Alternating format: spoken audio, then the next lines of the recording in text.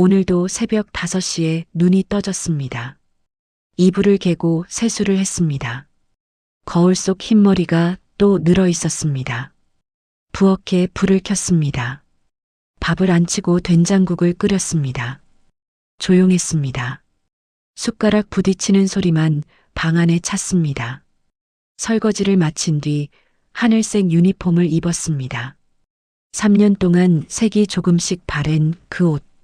가방을 메고 현관문을 열었습니다. 새벽 공기가 아직 축축했습니다.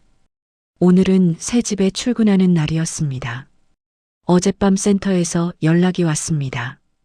윤 선생님, 새 어르신 배정됐어요. 치매 환자분이세요.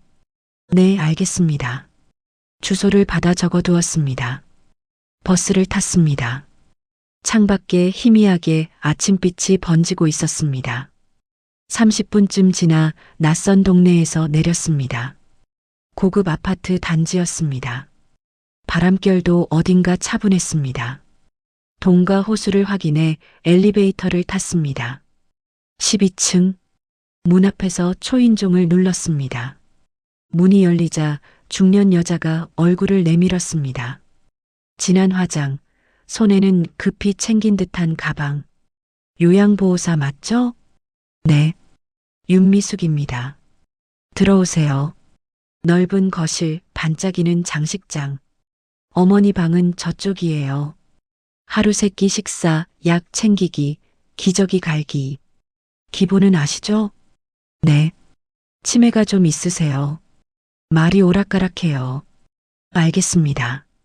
그럼 전 출근할게요. 여자가 나가고 현관문이 닫히는 소리가 다소 차갑게 울렸습니다. 복도를 걸어 어르신 방 앞에 섰습니다. 문을 노크했습니다. 어르신 들어갑니다. 문을 열었습니다.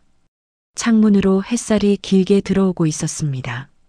침대 위에 누군가 앉아 있었습니다. 짧게 센 머리, 마른 어깨, 말라붙은 손등 위로 주름이 겹겹이 내려앉아 있었습니다. 창밖만 바라보고 있었습니다. 손에는 축축한 손수건을 꼭 쥐고 있었습니다. 나는 한 발 다가갔습니다. 어르신, 안녕하세요. 오늘부터 도와드릴. 말이 그 자리에 굳었습니다. 고개를 돌린 노인의 얼굴, 눈, 인매, 박순자, 내 전 시어머니. 다리에 힘이 빠져 뒤로 물러섰습니다. 왜 여기에? 시어머니가 나를 보았습니다. 하지만 그 눈 속엔 아무것도 없었습니다. 누구야? 낯선 목소리. 나를 알아보지 못했습니다. 숨을 삼켰습니다. 가슴 안쪽이 툭 떨어져 내려앉았습니다. 요양보호사예요. 오늘부터 도와드릴 거예요. 요양보호사? 네.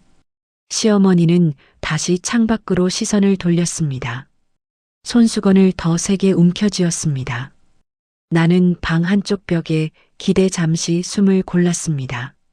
10년 전 이 사람이 나를 내쫓던 목소리가 불쑥 귓가에 깔렸습니다. 내 탓이다. 나가라.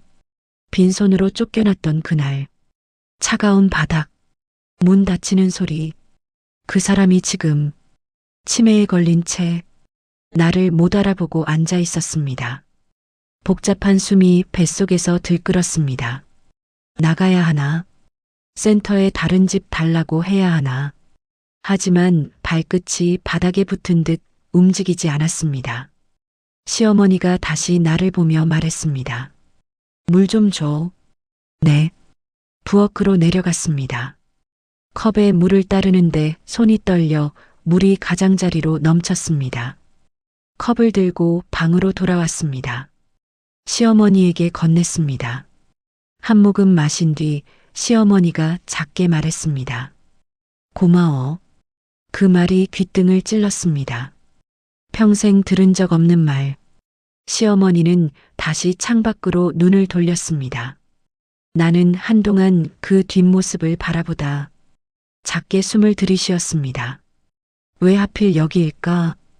핸드폰이 울렸습니다. 윤 선생님, 잘 도착하셨어요? 네. 그 집 사정이 좀 복잡해요. 아들 부부가 바빠서 어르신 혼자 계시는 시간이 많대요. 알겠습니다. 전화를 끊는 순간 아까 나를 맞이한 여자가 새 며느리였다는 걸 알았습니다. 손끝이 차가워졌습니다. 우연일까? 아니면 알고 보낸 걸까? 생각이 꼬리를 물었습니다. 하지만 지금 할 일은 일을 하는 것이었습니다. 가방을 내려두고 앞치마를 맸습니다. 부엌으로 가 냉장고를 열었습니다. 아침을 준비해야 했습니다. 칼을 잡는 손끝이 계속 떨렸습니다. 진정하자. 환자일 뿐이다. 죽을 끓여 그릇에 담고 방으로 들고 갔습니다. 어르신, 아침이에요. 시어머니가 천천히 고개를 돌렸습니다. 숟가락을 건넸습니다. 시어머니는 느릿하게 죽을 떠먹었습니다. 그 손, 예전엔 밥상을 걷어차던 손, 문을 가리키며 나가라 하던 손, 지금은 숟가락 하나도 버거워 보였습니다. 가슴 어딘가가 묘하게 저렸습니다. 시어머니가 숟가락을 내려놓았습니다. 다 먹었어. 네. 그릇을 치우려는데 시어머니가 갑자기 내 손을 잡았습니다. 얼어붙었습니다. 고마워. 세댁. 그 말 한마디에 심장이 내려앉았습니다. 세댁. 시집온 첫날부터 내 이름처럼 불리던 그 말. 시어머니는 다시 손을 놓고 창밖을 보았습니다. 나는 그릇을 들고 부엌으로 돌아왔습니다. 찬물에 손을 담그고 설거지를 하는데 손끝이 계속 떨렸습니다. 기억하는 걸까? 아니면 그냥 알 수 없었습니다. 창밖으로 햇살이 더 밝아지고 있었습니다. 오늘 하루만 버티자. 내일 바꿔달라고 하자. 하지만 마음 한쪽은 알고 있었습니다. 쉽지 않을 거라는 걸. 이미 이 집에 발을 들여놓았고 이미 그 얼굴을 다시 보고 말았으니까 나는 천천히 숨을 들이쉬었습니다. 어떻게 해야 하지? 며칠이 지났습니다. 나는 매일 그 집으로 출근했습니다. 센터에 바꿔달라는 말은 끝내 하지 못했습니다. 왜인지 알 수 없었습니다. 발걸음이 그냥 그쪽으로 향했습니다. 오늘도 아침 일찍 도착해 현관 비밀번호를 눌렀습니다. 문이 열리며 적막한 집 냄새가 흘렀습니다. 재호도 새 며느리도 이미 나가고 난 뒤였습니다. 시어머니 방 앞에서 숨을 골라 문을 열었습니다. 어르신, 좋은 아침이에요. 침대에 앉아있던 시어머니는 오늘도 창밖 한 점만 바라보고 있었습니다. 손엔 젖은 손수건이 축 늘어져 있었습니다. 아침 드실 거예요? 대답은 없었습니다. 부엌에서 죽을 끓여 그릇에 담아 방으로 가져갔습니다. 드세요. 숟가락을 건네자 시어머니가 천천히 입에 가져갔습니다. 나는 옆에 앉아 가만히 지켜보고 있었습니다. 그런데 갑자기 시어머니가 숟가락을 내려놓았습니다. 그리고 날 똑바로 보았습니다. 세댁. 네. 죽이 왜 이래? 예. 간이 안 맞잖아. 소금을 더 넣어야지. 심장이 철렁 내려앉았습니다. 그 말투, 그 억양. 30년 전 부엌에서 듣던 그 목소리였습니다. 맨날 이런 식이야. 제대로 하는 게 하나도 없어. 혀 차는 소리가 그때 그대로였습니다. 목 안쪽이 뜨겁게 치밀어 올랐습니다. 치매라며, 기억도 못한다며, 왜 이런 말만 또렷하게 떠올리는 거야. 다시 해와. 네. 그릇을 들고 부엌으로 돌아왔습니다. 손이 떨려 소금을 제대로 집어넣지도 못했습니다. 죽을 다시 데워 방으로 가져갔습니다. 드세요. 한 숟가락 먹은 시어머니가 말했습니다. 이 정도는 돼야지.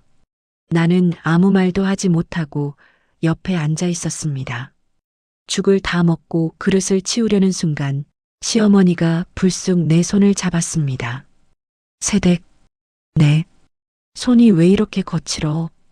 크림은 안 발라? 입술이 달달 떨렸습니다. 며느리가 손 관리를 해야지. 손님 오면 창피하잖아. 그 말, 수백 번도 넘게 들어온 말. 이젠 잊었다고 생각했는데 귀 안쪽이 그대로 기억하고 있었습니다. 치울게요. 손을 빼려 했지만 시어머니는 놓지 않았습니다. 가지마. 네, 가지마. 여기 있어. 힘없이 떨리는 손인데 이상하게 꼭 잡고 놓으려 하지 않았습니다.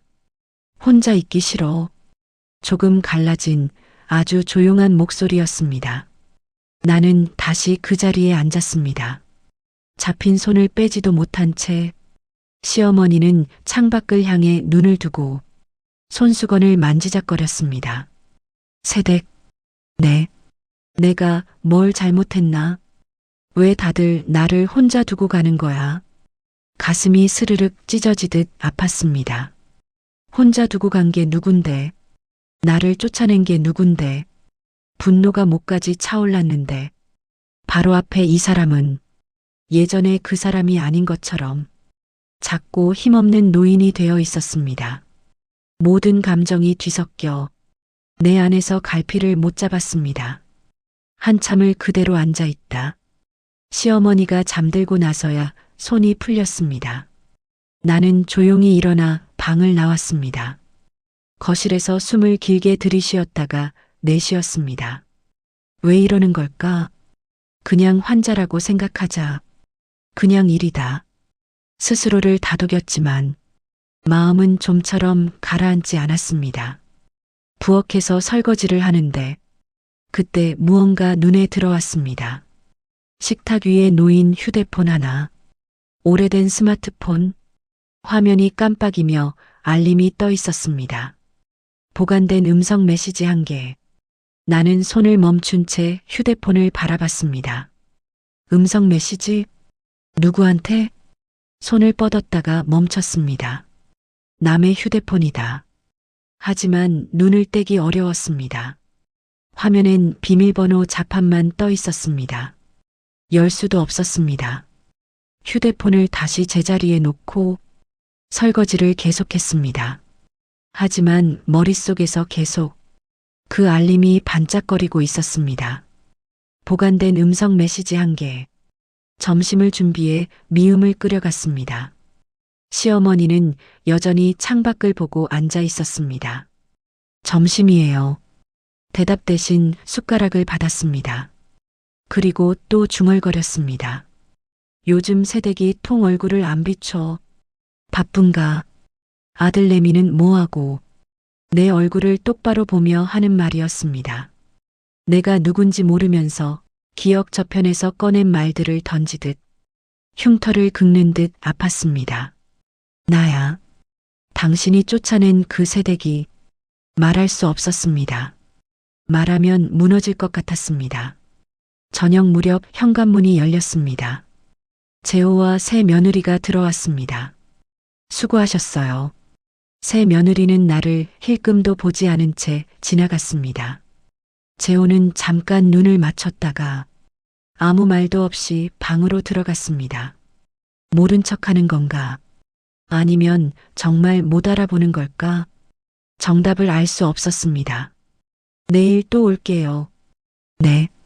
집을 나와 엘리베이터를 타고 바람 부는 밖으로 걸어 나왔습니다. 차가운 바람이 목덜미를 스쳤습니다. 걸으면서도 내 머릿속엔 시어머니의 그 말들이 계속 맴돌았습니다. 간이 안 맞아. 손이 왜 이래? 가지마. 그리고 식탁 위 휴대폰, 보관된 음성 메시지 한 개. 뭐가 들어있을까? 누구한테 보낸 걸까? 왜 저장해 둔 걸까? 버스 창밖을 보면서도 생각은 그 자리에서 멈추지 않았습니다. 집에 도착해 어두운 원룸 불을 켜고 가방을 내려놓았습니다. 내 손을 올려다봤습니다. 시어머니가 잡고 놓지 않던 그 손, 힘없는데도 놓지 않으려고 떨리던 그 감촉이 아직 남아 있었습니다. 가지마. 그 말이 밤새도록 머릿속에서 지워지지 않았습니다. 일주일이 지났습니다. 나는 매일 그 집으로 출근했습니다. 아침엔 죽을 끓이고, 점심엔 미음을 데우고, 저녁엔 약을 챙기고, 기저귀를 갈았습니다. 요양보호사로서의 일, 익숙한 일들이었습니다. 그런데 마음만큼은 조금도 익숙해지지 않았습니다. 시어머니는 여전히 나를 새댁이라고 불렀습니다. 어떤 날은 잔소리가 이어졌고 어떤 날은 손을 잡아놓고 놓지 않았습니다. 기억과 망각이 뒤섞인 채 그 사이 어딘가를 떠다니는 사람처럼 보였습니다. 또렷한 날도 있었고 안개 속에 있는 듯 멍한 날도 있었습니다. 그날은 토요일이었습니다. 재호와 정아가 집에 있는 날, 나는 부엌에서 점심국을 끓이고 있었습니다. 김이 올라오는 냄비 위로 거실에서 두 사람의 목소리가 엿들렸습니다. 요양보호사 바꿀까? 정아 목소리였습니다. 왜? 문제 있어? 재호가 물었습니다. 아니, 그냥 좀 불편해서. 뭐가? 글쎄, 어디서 본 것 같기도 하고. 국자를 들고 있던 손이 멈췄습니다. 심장이 찌릿 내려앉았습니다. 신경 쓰지 마. 센터에서 보낸 사람이야. 그래도 어머니가 적응하셨잖아. 또 바꾸면 어머니만 힘들어. 정아가 조용히 알았어 하고 끝냈습니다. 나는 부엌에서 조용히 숨을 내쉬었습니다. 알아본 걸까? 아니면 그냥 느낌일까? 알 수 없었습니다. 점심을 차려 식탁에 놓고 시어머니를 부축해 앉혔습니다. 네 사람이 식탁에 둘러앉았고, 아니 사실은 세 사람이 식탁에 앉았고, 나는 부엌 쪽에 서서 지켜봤습니다. 재호가 국을 한 수저 떠먹었습니다. 간이 좀 싱겁네. 가슴이 톡하고 아렸습니다. 그 말투, 그 어조, 결혼 첫 해 처음 끓인 국을 내놓았을 때 들었던 그 목소리. 그리고 옆에서 시어머니가 말했었죠. 맨날 이런 식이야. 지금의 시어머니는 말없이 천천히 숟가락을 움직이고 있었습니다. 정아가 무심하게 말했습니다. 괜찮아요. 먹을 만해요. 하지만 표정은 차갑기만 했습니다. 점심이 끝나고 시어머니를 방으로 모셔다 드렸습니다. 거실로 돌아오니 재호와 정아는 외출 준비를 하고 있었습니다. 우리 나갔다 올게요. 저녁은 알아서 먹어요. 정아가 말했습니다. 네. 문이 닫히고 집이 조용해졌습니다. 나는 소파에 앉아 길게 숨을 뱉어냈습니다. 정체를 밝힐까? 아니면 이대로 있을까? 매일 반복되는 질문, 매일 흔들리는 마음, 밝히면 쫓겨날지도 모른다. 하지만 이대로도 버겁다. 나를 모른 척하는 재호, 가시돋친 눈빛의 정아, 기억과 망각 사이에서 흔들리는 시어머니, 모든 게 나를 눌렀습니다. 시어머니 방문을 열었습니다. 시어머니는 조용히 잠들어 있었습니다. 방을 정리하기 위해 협탁 위를 닦고 서랍을 정돈하는데 휴대폰 하나가 눈에 들어왔습니다. 시어머니 휴대폰. 며칠 전 식탁 위에서 봤던 그 휴대폰. 화면엔 여전히 그 알림이 떠 있었습니다. 보관된 음성 메시지 한 개. 또 그것이었습니다. 며칠 내내 사라지지 않는 알림. 나는 손을 뻗어 휴대폰을 들었습니다. 화면을 켜자 비밀번호 입력창이 떴습니다. 네 자리 숫자. 도대체 뭐였을까? 시어머니 생일을 눌렀습니다. 815 실패. 재호 생일을 눌렀습니다. 1225 실패. 한 번 더. 318. 내 생일. 그리고 화면이 열렸습니다. 숨이 멎었습니다. 왜 내 생일이지? 손끝이 떨렸습니다. 휴대폰 화면의 앱들을 스치듯 살펴보다 음성 메시지 앱을 눌렀습니다. 보관된 메시지 한 개. 날짜는 1년 전. 그때 시어머니가 재생 버튼 위에서 손가락이 멈췄습니다. 누를까 말까? 심장이 귀 가까이에서 울리는 것처럼 쿵쿵 뛰었습니다. 그때 침대에서 시어머니가 몸을 움직였습니다. 나는 거의 반사적으로 휴대폰을 내려놓았습니다. 시어머니가 눈을 뜨고 나를 바라보았습니다. 누구야? 요양보호사예요. 아, 눈을 다시 감았습니다. 나는 조용히 방을 나왔습니다. 문을 닫고 복도에 서서 가쁜 숨을 고르며 생각했습니다. 비밀번호가 왜 내 생일이지? 이 사람에게 나는 대체 뭐였지? 평생 나를 밀어내고 내쫓고 상처 주던 사람인데 왜 내 생일을 기억하고 있었을까? 왜 그걸 비밀번호로 썼을까? 그리고 그 메시지, 1년 전 보관된 메시지 한 개, 뭐가 들어있을까? 누구에게 남긴 걸까? 저녁이 되어 재호와 정아가 돌아왔습니다. 수고했어요. 네, 내일 뵐게요. 현관문을 나서며 다시 그 생각이 떠올랐습니다.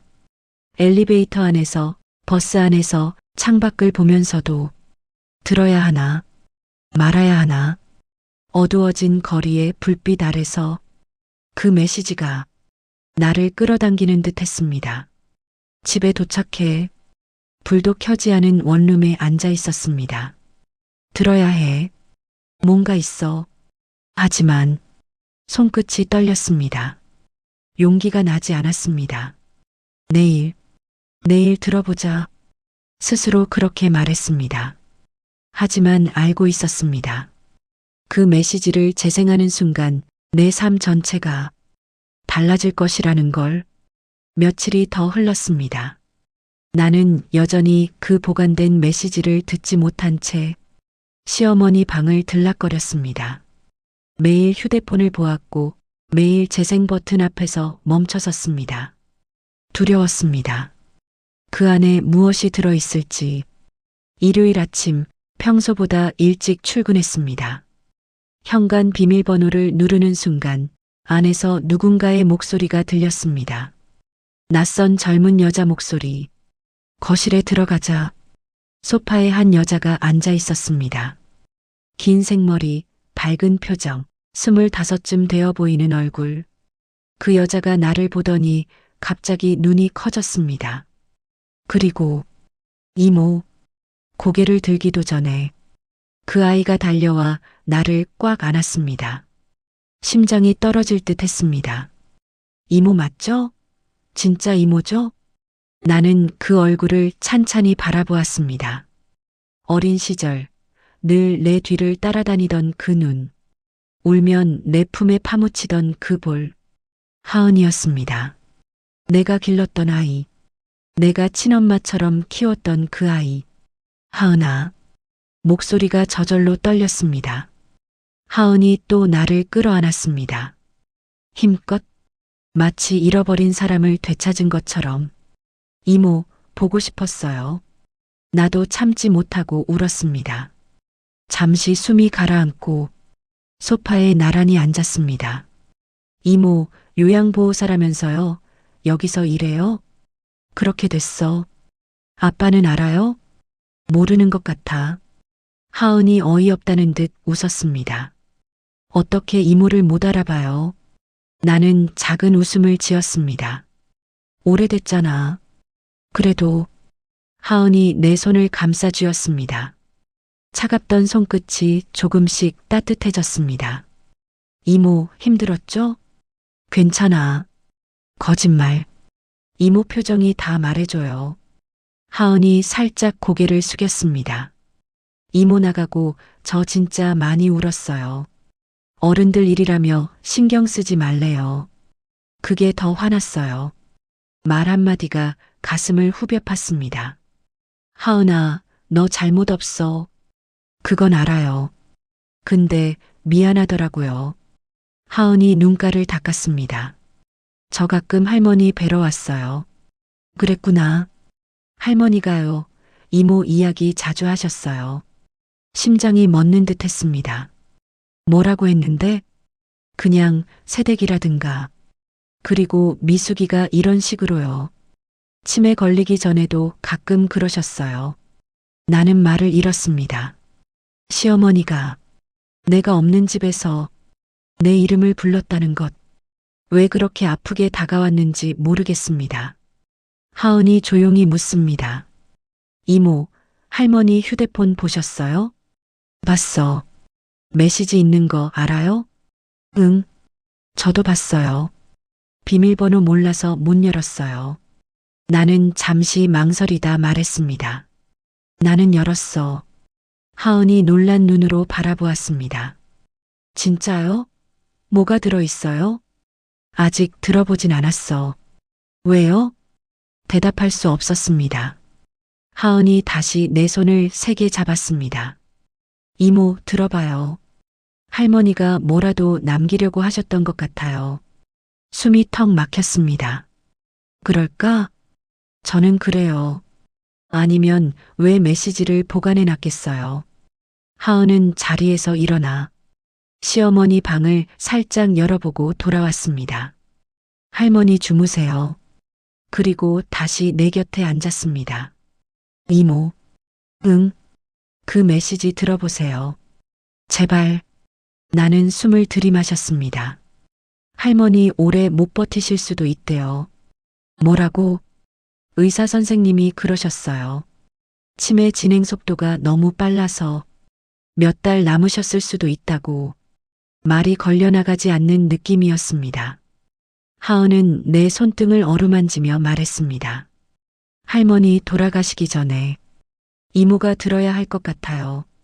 눈물이 왈칵 쏟아졌습니다. 하은이 내 어깨에 머리를 기대며 말했습니다. 이모가 제일 알고 싶은 거 제가 알아요. 말해봐. 왜 그랬는지, 정말 미안했는지, 그 마음이 남아있었는지. 그 말에 숨이 멎을 것 같았습니다. 하은이 나를 안았습니다.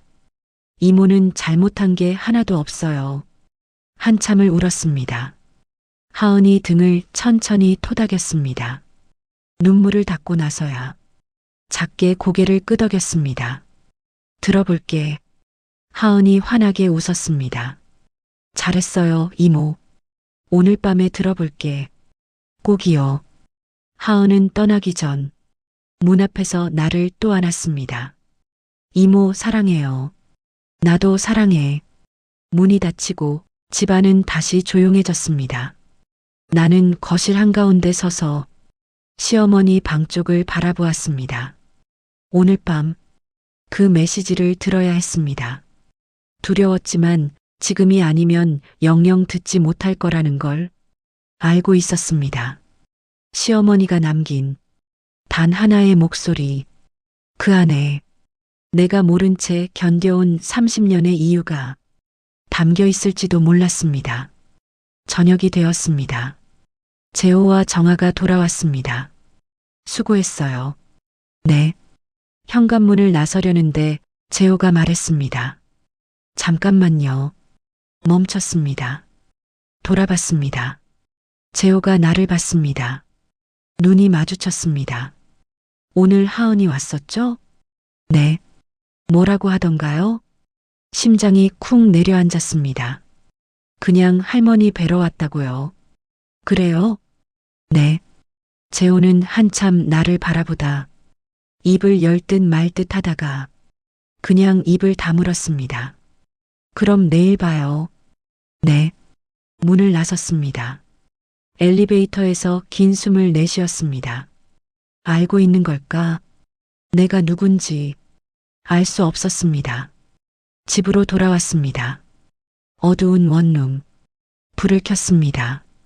가방을 내려놓고 소파에 앉았습니다. 핸드폰을 꺼냈습니다. 밤 9시 하은에게 했던 말이 떠올랐습니다. 오늘 밤에 들어볼게. 일어났습니다.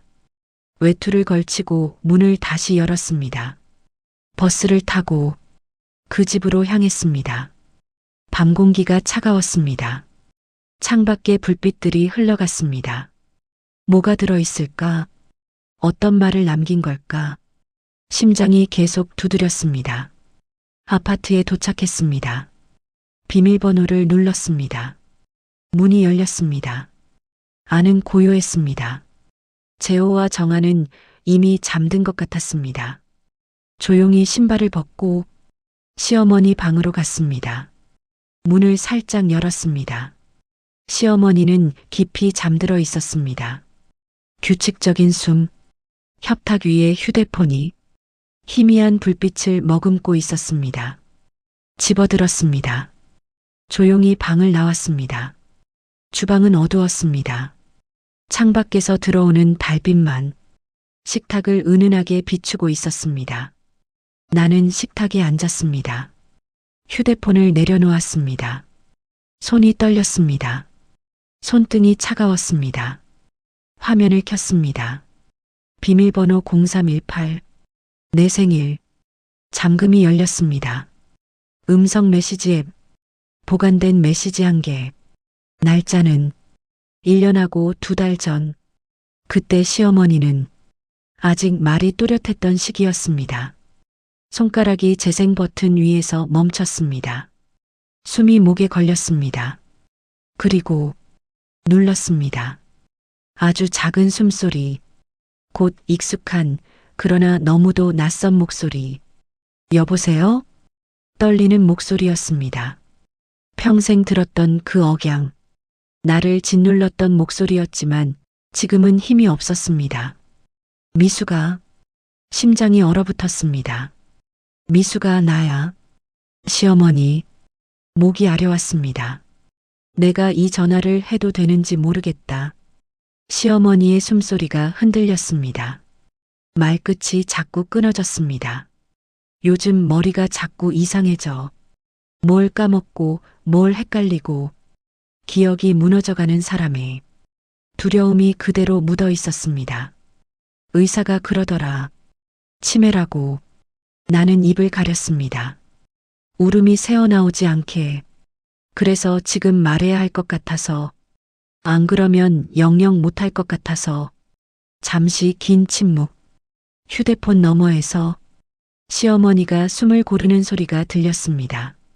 그리고 미수가. 내가 미안하다. 눈물이 쏟아졌습니다. 참으려고 할수록 더 흐르는 눈물. 그날, 그때 내가 너를 잘못 봤다. 시어머니의 목소리가 흔들렸습니다. 숨이 섞인 흐느낌. 너 잘못 아니었다. 그 집안일이. 잠시 말을 잇지 못했습니다. 마치 진실과 후회 사이에서 숨이 막혀 있는 사람처럼. 나는 그때 내가 너무 억울해서 너한테 괜히 화냈다. 나는 식탁에 이마를 댔습니다. 어깨가 흔들렸습니다. 내가 나간 날 재호한테 뭐라 했는데. 또다시 긴 침묵. 숨을 골랐습니다. 그 애가 그러더라. 엄마 때문 아니라고. 엄마가 오해한 거라고. 시어머니의 목소리가 낮아졌습니다. 근데 나는 미안하다는 말을 한 번도 못했어. 달빛 아래에서 눈물이 식탁 위로 떨어졌습니다. 미수가. 내가 너한테 정말 미안해. 흐느낌이 들렸습니다. 짧고 얕은 숨 막힌 사람처럼. 근데 작게 떨리는 목소리. 나는 너를 내 딸처럼 생각한 적도 있었다. 나는 울음을 삼켰습니다. 숨조차 제대로 쉬지 못했습니다. 근데 나는 그걸 절대 말하지 않았지. 다시 울음 섞인 숨소리. 미수가. 몇 번이나 내 이름을 불렀습니다. 마치 누군가를 애타게 찾는 사람처럼. 내가 기억 잃기 전에 미안하다고 말하고 싶었어. 잡음이 섞이며 목소리가 흐려졌습니다. 혹시 이 메시지 내가 듣게 되면. 그리고 마지막으로 부디 마음속에 남아있는 상처 조금만 덜어내주면 좋겠다. 그 뒤로는 아무 소리도 없었습니다. 메시지가 끝났습니다. 나는 식탁에 놓인 휴대폰을 바라보았습니다. 달빛 아래 화면이 천천히 꺼져갔습니다. 손이 떨렸습니다. 숨이 흐트러졌습니다. 시어머니의 마지막 목소리가 달빛처럼 가라앉아 마음 깊은 곳에 스며들었습니다. 말하지 못한 사과, 말할 수 없어서 남긴 목소리. 나는 얼굴을 두 손으로 감싸고 조용히 울었습니다. 소리 내지도 못한 채 누가 들을까봐, 누가 깰까봐 숨을 삼키며 울었습니다. 그리고 한참 후에야 작게 중얼거렸습니다. 어머니, 그 한마디에 30년의 억울함, 분노, 상처가 한꺼번에 뒤섞여 올라왔습니다. 하지만 그 와중에도 가슴 어딘가에서 작은 온기가 조심스레 올라오고 있었습니다. 시어머니가 마지막 힘으로 남긴 단 한 번의 진심. 나는 그 자리에서 밤새도록 울었습니다. 다음 날 아침, 평소처럼 출근했습니다. 현관 비밀번호를 누르고 문을 열었을 때 공기가 달랐습니다. 거실에 재호와 정아가 앉아 있었습니다. 아침부터 집을 비운 적 없는 사람들이 오늘은 정면으로 나를 기다리고 있었습니다. 들어오세요. 재호가 말했습니다. 그 말투가 평소와 달랐습니다. 굳은 얼굴, 딱딱한 어깨, 신발을 벗고 거실로 갔습니다. 앉으세요. 소파에 앉는 동안 테이블 위에 휴대폰이 눈에 들어왔습니다. 시어머니 휴대폰, 배터리를 조금 남긴 채 잔잔히 누워있는 검은 사각형, 심장이 내려앉았습니다. 어젯밤에 오셨죠? 재호가 물었습니다. 네. 어머니 휴대폰 만지셨죠? 재호의 시선이 휴대폰과 내 얼굴을 번갈아 움직였습니다. 현관 기록에 남아 있어요. 밤에 들어온 거. 나는 아무 말도 하지 못했습니다. 말을 찾을수록 숨이 막혀왔습니다.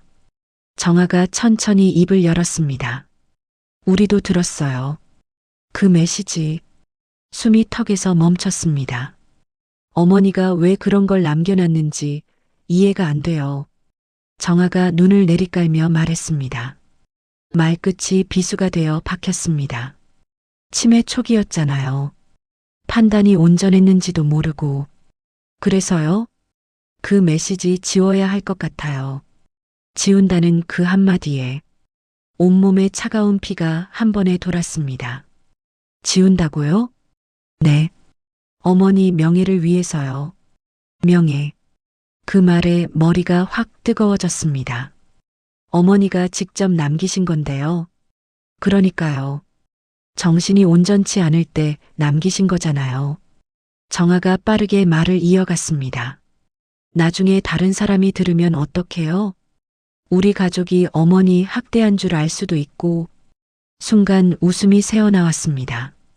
차갑고 마른 웃음. 학대요? 재호와 정아가 동시에 나를 봤습니다. 학대당한 건 접니다.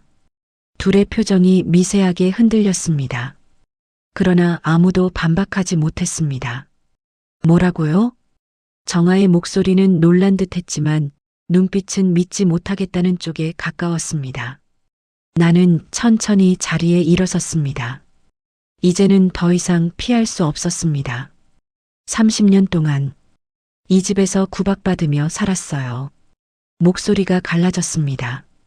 하지만 단단했습니다. 무시당하고 욕먹고. 정아가 눈을 크게 떴습니다. 뭔 소리예요? 재호가 낮은 목소리로 끼어들었습니다. 당신 설마. 네. 저예요. 내 이름을 조용히 꺼냈습니다. 윤미숙. 당신 전 부인.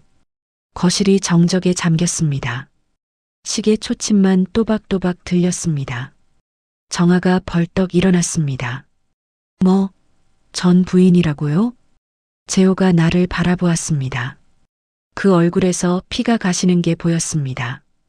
진짜야? 그래. 왜 여기 온 거야? 센터에서 배정받았어. 우연이었어. 그럼 말을 했어야지. 말하면 뭐가 달라졌을까? 재호는 입을 꾹 다물었습니다. 대답을 찾지 못했습니다. 정아가 다시 말했습니다. 어쨌든 그 메시지는 지워야 해요. 어머니 판단이 온전했는지 확인도 안 됐고 나는 천천히 고개를 저었습니다. 온전했어요. 어머니는 아셨어요. 당신들이 무엇을 잘못했는지, 내가 얼마나 힘들었는지. 정아가 불안하게 손을 깍지 꼈습니다. 그걸 지금 와서 뭐 어쩌라고요. 지금이라도 들어야죠. 말이 튀어나왔습니다. 30년간 한 번도 못 들은 말이에요. 미안하다는 말, 잘못했다는 말. 눈물이 뜨겁게 고였습니다. 그 말 한마디 듣자고 30년을 버텼어요. 손등을 닦았습니다. 이제 와서 지우라고요? 재호가 눈을 내리깔았습니다. 정아는 여전히 고개를 저었습니다. 어쨌든 우리는 동의 못해요. 그 메시지가 남아있으면 다들 오해한다고요. 당신들 동의 필요 없어요. 조용하지만 단단한 목소리였습니다. 어머니가 남기신 거예요. 나한테. 정아가 눈을 찌푸렸습니다. 뭐라고요? 비밀번호가 뭔 줄 알아요? 정아가 눈을 들어 나를 봤습니다. 내 생일이에요. 3월 18일.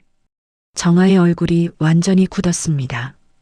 평생 미역국 한 번 안 끓여주신 분이, 생일 축하 한마디도 안 해주신 분이. 눈물이 또렷하게 고였습니다. 비밀번호는 내 생일이었어요. 재호가 얼굴을 가렸습니다. 어머니도 마음에 담고 있었던 거예요. 목이 뜨거웠습니다. 그걸 지우라고요? 긴 침묵. 길고 무거운 숨막히는 침묵. 재호가 마침내 고개를 들었습니다. 그럼 어쩌라고. 내가 천천히 말했다. 들으세요. 당신들도 똑똑히 어머니가 뭐라고 남기셨는지, 누구 탓이라고 하셨는지. 재호는 입술을 깨물고 있었습니다. 눈이 붉게 충혈되어 있었습니다. 알았어. 정아가 벌떡 재호를 쳐다봤습니다. 여보, 들어야 해. 우리도. 재호가 낮게 말했습니다. 어머니가 뭐라고 하셨는지. 나는 휴대폰을 테이블에서 들었습니다. 그럼 내일 다 같이 들어요.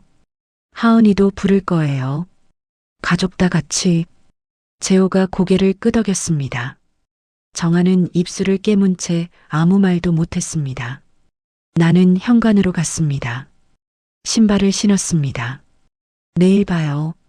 문을 닫고 나왔습니다. 복도에서 작게 숨을 내쉬었습니다. 다리가 떨리고 손끝이 저릿했지만 후회는 없었습니다. 10년 동안 눌러두었던 말들, 오늘 드디어 꺼냈습니다.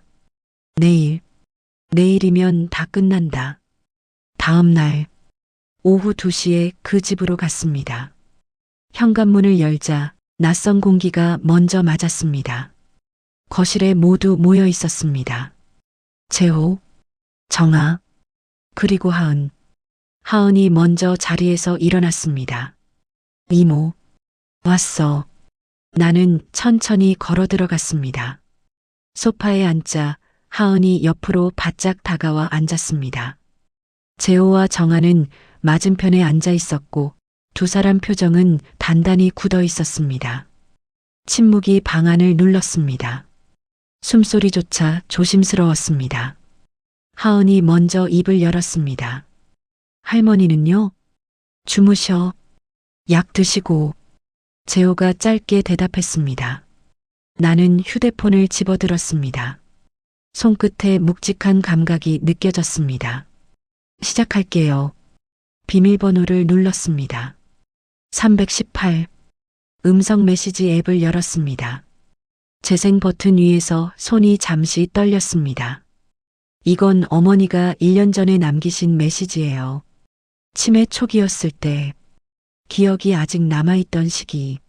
나는 재호와 정아를 차례로 바라봤습니다. 끝까지 들으세요. 버튼을 눌렀습니다. 잡음이 흘렀습니다. 그리고 곧바로 거실 가득 울리는 시어머니의 목소리. 여보세요? 작고 떨리는 소리, 숨을 삼키는 소리까지 생생했습니다. 미수가 나야. 시어머니. 재호의 얼굴이 굳어갔습니다. 정아는 고개를 조금도 움직이지 못했습니다.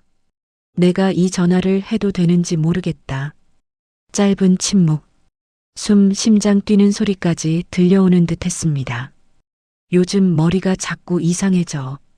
뭘 까먹고 뭘 헷갈리고. 의사가 그러더라. 치매라고. 그래서 지금 말해야 할 것 같아서. 안 그러면 영영 못할 것 같아서. 시어머니가 깊게 숨을 들이쉬는 소리가 들렸습니다. 미수가, 내가 미안하다. 그 말이 흘러나오는 순간 하은 손이 내 손을 꽉 붙잡았습니다. 내가 너한테 너무 심했어. 내가 뭘 잘못했다고 내가 그랬는지. 지금 생각하면 내가 미쳤었나 봐. 넌 잘못한 거 없어. 다 내 탓이야. 정아가 고개를 숙였습니다. 재호가 눈을 꼭 감았습니다. 재호가 바람핀 거. 재호 얼굴이 일그러졌습니다. 그것도 내 탓 아니야. 근데 나는 그때 아들 편만 들었어. 내가 얼마나 힘들었을지 생각도 안 하고. 시어머니의 흐느낌이 이어졌습니다. 미수가 미안해. 정말 미안해. 너를 내가 잘못 봤어. 하은이 조용히 울음을 터뜨렸습니다. 어깨가 들썩였습니다. 내가 우리 집에 와서 얼마나 고생했는지. 이제야 알겠어. 근데 이제 와서 이런 말해도 내가 용서할 수 있을지. 긴 침묵이 흘렀습니다. 숨이 막히는 듯한, 누구도 움직이지 못하는 침묵. 미수가, 나 내 생일 아직 기억해. 3월 18일. 그날 미역국 끓여줬어야 했는데 한 번도 못했지. 미안해. 눈물이 뚝 떨어졌습니다. 하은도 나도 그리고 맞은편 두 사람도. 시어머니의 목소리는 더 떨렸습니다. 미수가 이 메시지를 보내도 되는지, 내가 받아줄지. 근데 그냥 남겨둘게. 언젠가 내가 들었으면 좋겠어. 그리고 목소리가 가늘게 흔들렸습니다. 하은이 잘 부탁해. 그 애는 너밖에 없어. 하은이 손으로 입을 막고 울었습니다. 내가 그 애한테도 잘 못했어. 미수가 그 애 지켜줘. 내 마지막 부탁이야. 잠시 정적. 미안해. 정말 미안하다. 메시지가 끝났습니다. 거실이 조용해졌습니다. 울음소리만 들렸습니다. 하은이 내 어깨에 얼굴을 묻고 흐느꼈고 나는 그 아이를 조용히 안아주었습니다. 재호는 두 손으로 얼굴을 감싸고 있었습니다. 어깨가 크게 흔들리고 있었습니다. 정아는 고개를 깊이 숙인 채 손등으로 눈물을 찍어내고 있었습니다. 얼마나 지났을까?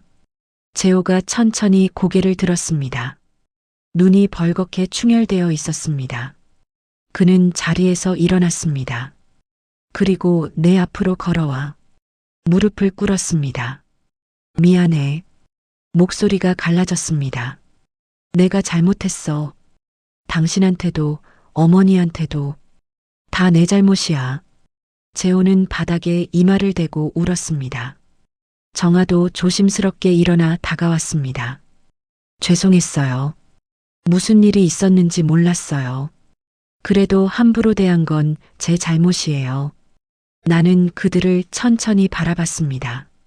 10년 전 이 모습을 상상했었습니다. 쫓겨나던 날 텅 빈 손으로 문 밖에 서 있던 그날. 언젠가 무릎 꿇게 하리라. 사과하게 만들리라. 그렇게 이를 악물고 살았던 날들이 떠올랐습니다. 하지만 지금 막상 그 모습을 보니 시원하지 않았습니다. 통쾌하지도 않았습니다. 그저 조용한 허무함만 밀려왔습니다. 일어나세요. 재호가 눈을 들어 나를 바라봤습니다. 용서는 못해요. 재호 얼굴이 슬프게 일그러졌습니다. 10년이 지났어도 30년이 지나도 그때 일은 잊히지 않아요. 나는 숨을 한번 길게 들이쉬고 천천히 내뱉었습니다. 하지만 이제 더 이상 미워하진 않을게요. 원망하지도 않을게요. 그냥 끝내려고요.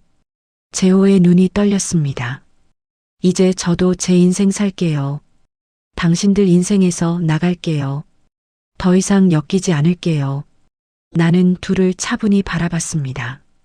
그러니까 당신들도 저한테서 떠나세요. 재호가 고개를 숙였습니다. 알았어. 정아가 조심스럽게 물었습니다.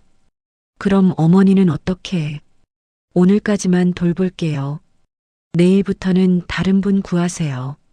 일어섰습니다. 하은이 내 손을 꼭 잡았습니다. 이모, 괜찮아. 나는 웃었습니다. 조금 울다 웃는 얼굴로 넌 언제든 연락해. 알았지? 네. 현관으로 향했습니다. 신발을 신고 문을 열었습니다. 그때 뒤에서 재호의 목소리가 떨리며 들렸습니다. 고마웠어. 나는 멈춰섰습니다. 하지만 돌아보지 않았습니다. 어머니 돌봐줘서 천천히 대답했습니다. 그 말은 어머니한테 하세요. 문을 닫았습니다. 복도로 나오자 몸에서 힘이 스르르 풀렸습니다. 엘리베이터 거울 속 눈은 붓고 얼굴은 빨갛게 얼룩져 있었지만 표정은 이상할 만큼 평온했습니다. 끝났어. 드디어 끝났어. 엘리베이터 문이 열렸습니다. 햇살이 들어왔습니다. 나는 깊게 숨을 들이쉬었습니다. 그리고 아주 가볍게 발을 내디뎠습니다. 이제 내 인생이다. 일주일이 지났습니다. 나는 새로운 집에 배정받았습니다.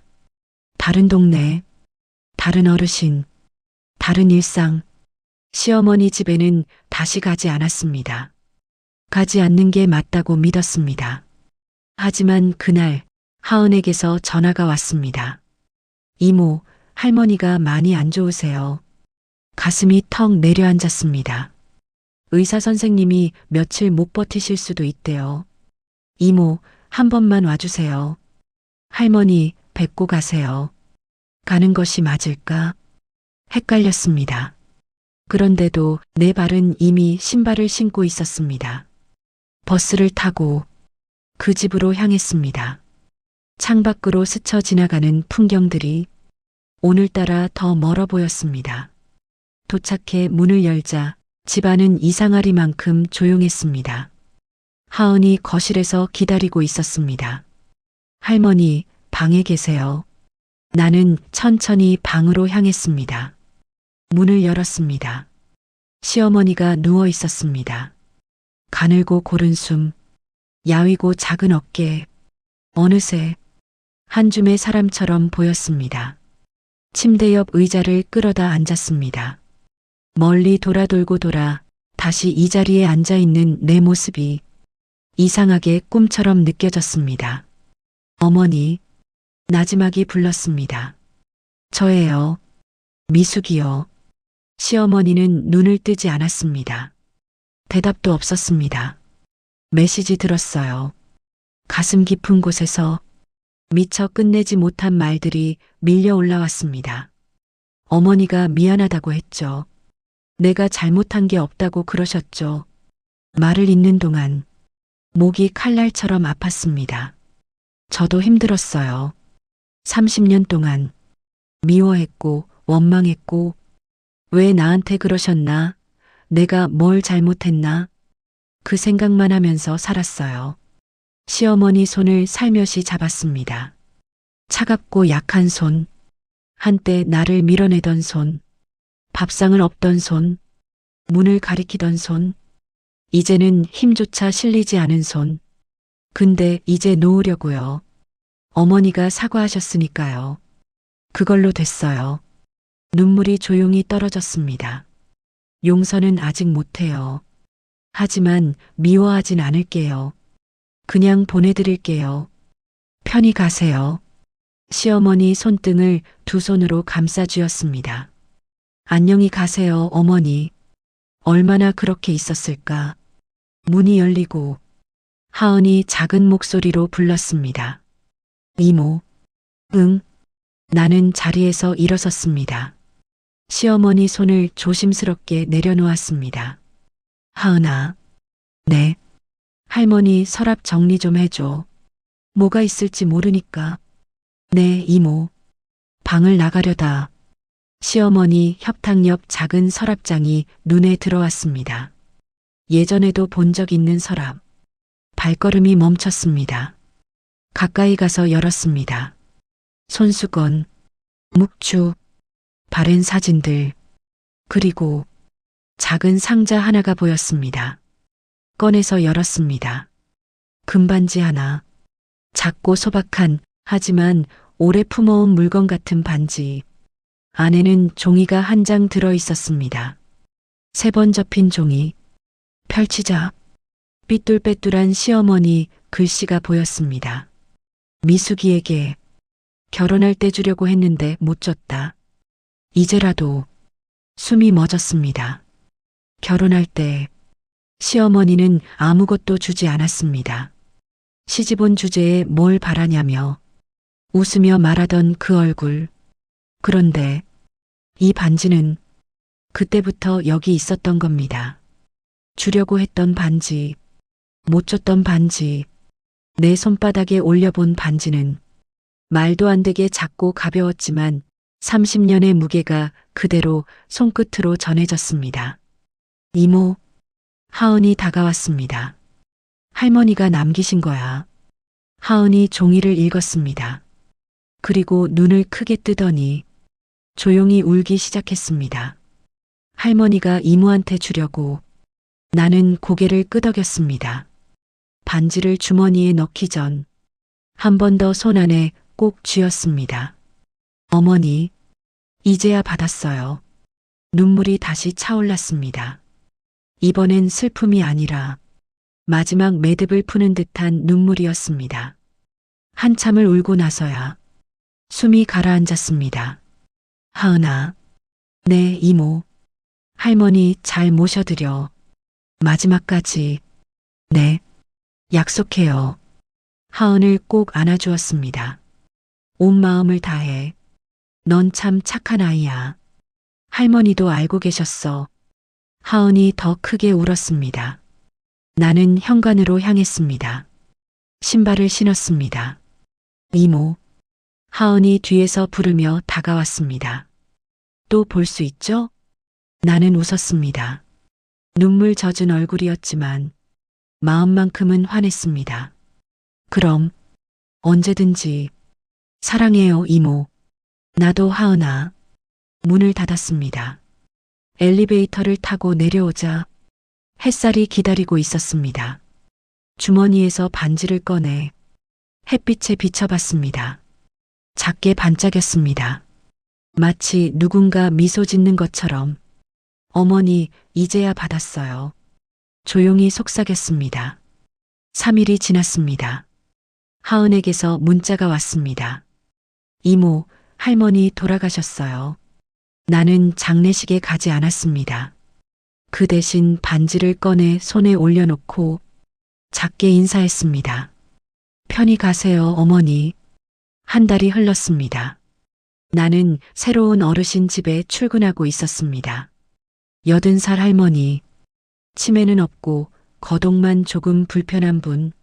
매일 아침 죽을 끓이고 약을 챙기고 잠깐 산책을 도와드리는 일상. 예전과 똑같은 일인데 달랐습니다. 마음이 가벼웠습니다. 숨이 편했습니다. 그날도 버스를 타고 출근했습니다. 창밖으로 해가 올라오고 있었습니다. 주머니에서 반지를 꺼냈습니다. 손가락에 끼워봤습니다. 딱 맞았습니다. 마치 원래부터 내 자리였던 것처럼. 작게 웃음이 났습니다. 버스가 정류장에 도착했습니다. 내렸습니다. 걷는 발걸음이 유난히 가벼웠습니다. 현관문을 열었습니다. 어르신 왔어요. 안에서 따뜻한 목소리가 들렸습니다. 어이구, 왔어? 어서 와. 나는 미소 지었습니다. 오늘도, 내일도 나는 살아갈 것입니다. 내 인생을. 손가락 위에 금반지가 햇살을 받아 은은하게 반짝였습니다. 마치 따뜻한 손길처럼. 오늘 이야기가 마음에 드셨다면 좋아요와 구독 부탁드려요. 여러분의 관심이 더 좋은 이야기를 만드는 힘이 됩니다. 다음 이야기에서 또 만나 뵙겠습니다. 감사합니다.